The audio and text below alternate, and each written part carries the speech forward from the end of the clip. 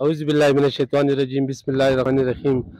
सबसे पहले मैं ताजर भाइयों को कह रहा हूँ कि भाइयों, इंशाल्लाह जब फौजी लाला बात करेगा तो वो उस पर इंशाल्लाह अमल भी होगा।